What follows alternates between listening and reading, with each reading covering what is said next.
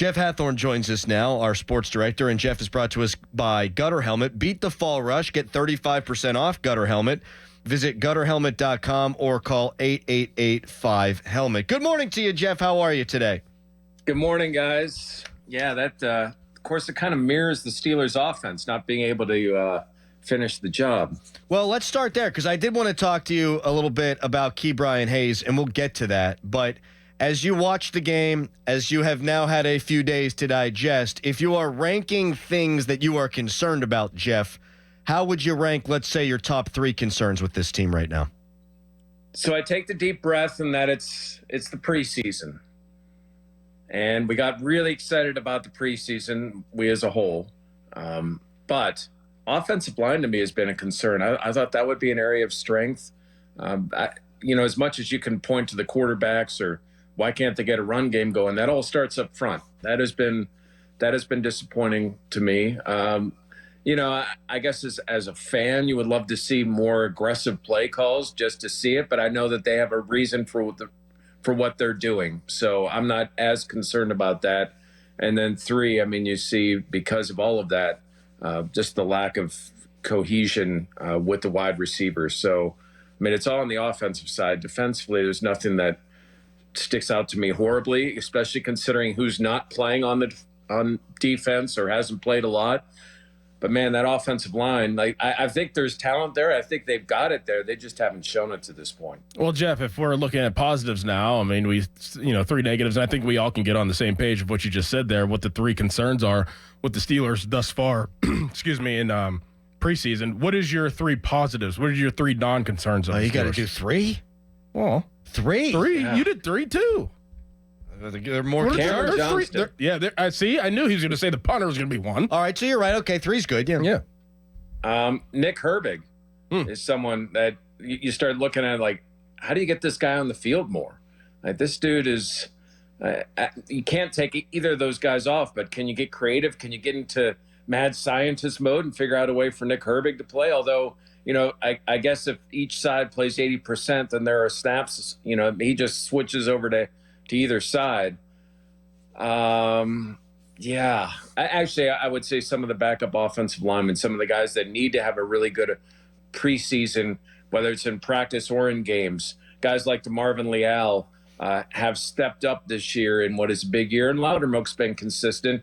And I think Montravius Adams is kind of an underrated guy they could put in different positions. So those would be my positives. Go team.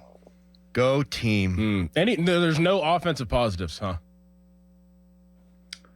Not to this point. I think Najee looks pretty good. I would throw that one out there. I think he looks good. He looks quick. I love the way George has handled himself this year, but that's more practice than in games. I think Van Jefferson's a good receiver. I don't know if they want him at 2, but and I think Zach Frazier is going to continue to improve. It was a matter of time for him to get the center job. I feel bad for Nate Herbig, but I can't single him out too much because the way the line played as a whole. Jeff, you've been at all these practices going back, OTAs, minicamp, training camp. Were you expecting this kind of offensive struggle through 2 preseason games? Are they practicing as poorly as they're playing? I don't know if I've ever... When there's been a bad game, I don't know that I've ever looked back and say, wow, I really saw that in practice. Because you're practicing against yourself. There are things that you don't do. So you see tendencies. Sometimes defense kind of gets to know the offense. They might jump a couple of things. But even then, you're not overly concerned going in. You just want to see how do they match against other teams. Even in the practice against Buffalo and the way they had it set up, they made some plays. There were some things to like. They just haven't taken it into either of those 2 preseason games. I'm not writing off the year. It is 2 preseason games. But if there's one thing I would really like to see Saturday against, it will be a physical team in Detroit. I'd like to see that physicality ramp up on that offensive line. Jeff, do you think that the starters will play a fair amount of time on Saturday, with it being the 3rd preseason game? Should they play? I don't know about fair amount, but we saw the starters play a little bit last year. I expect them to play a little bit this year. That break in between the end, the end of the preseason and then the start of the regular season, I think it sets up that you want to play your starters at least a little bit. Maybe not Hayward, maybe not Watt, maybe not some of those guys, but offensively, I think you want to have maybe it isn't even points, but a couple of first downs, get some kind of little bit of rhythm in a game that you could take into Atlanta in a few weeks. Should Najee play with Jalen Warren being out? Ooh. Maybe it's still a couple series just to have him part of that offense, but I wouldn't play him a lot, to your point. They have a couple actually backup running backs that have been really good in camp, so I guess you get a chance there. And Cordero Patterson is a guy that you're going to want to get more reps to because he's missed most of preseason. Jeff, do you feel like you learned anything about either quarterback in these games? Nothing that I would say definitively. I mean, I don't know how you judge Russ based on that. I don't think he had a ton of time to throw. I'm not going to overreact to anything I saw from Russ in that game.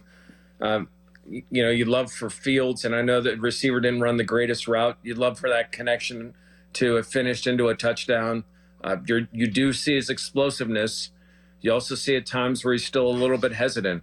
So maybe I'd take a little bit of that, but I'm not going to read way too much into 2 preseason games, even with the number of snaps that Justin's got. What about Ke'Bryan Hayes? You put him on the IL yesterday. Jason Mackey had that nice piece, well, not nice piece, but good piece in the Post-Gazette talking about all of his injury concerns. He has the lowest OPS in all of Major League Baseball among qualified hitters. Did they wait too long to put him on IL? And I know it's hard to peer into the crystal ball with something like this, but what do you think the future holds here for Ke'Bryan Hayes? Yeah, and I think some of this has to be, I know that I've heard the Pirates get ripped, and understandably so, for a lot of things.